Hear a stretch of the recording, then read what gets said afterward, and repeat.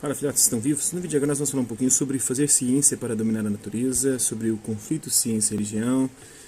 Vamos falar um pouquinho sobre fazer uma reflexão crítica, né, e falar um pouquinho de uma palavra-chave que é a palavra causa, né, dentro da filosofia.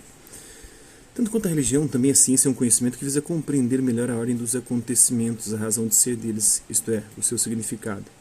A religião, vimos, busca o significado profundo, o mistério da natureza e de suas manifestações, enquanto a ciência busca compreender como os acontecimentos se acham encadeados causalmente uns aos outros, isto é, como eles funcionam, que forças desencadeiam quando isolados uns dos outros.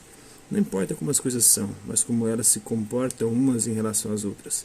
Como diz o grande cientista Albert Einstein, criador da teoria da relatividade, todas as ações e todas as imaginações humanas têm em vista satisfazer as necessidades dos homens e trazer um lenitivo às suas dores.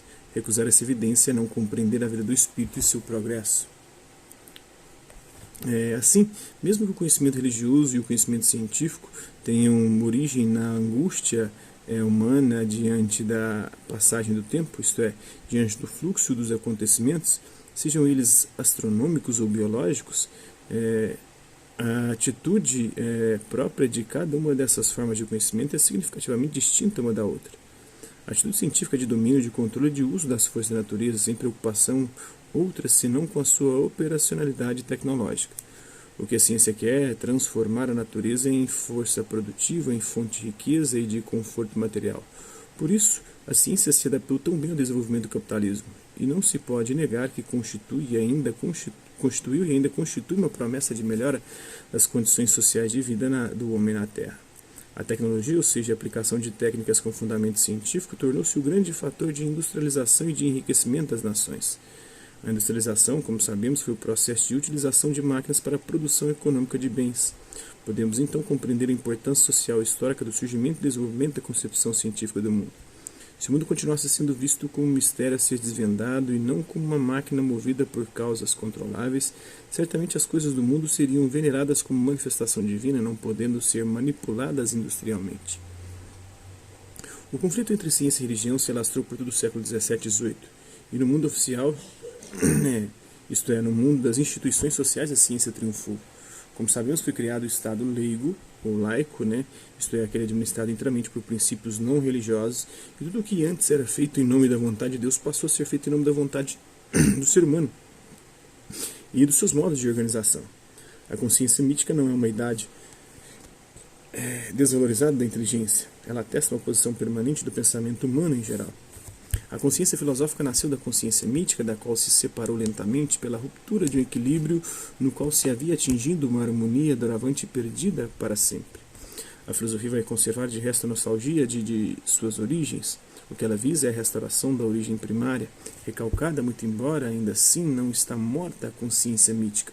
Afirma-se mesmo entre os filósofos e sua persistência secreta encoraja-lhes, talvez, os empreendimentos no que estes têm de melhor. Não se trata, por conseguinte, de uma simples arqueologia da razão. O interesse pelo passado constitui-se aqui uma preocupação com o atual.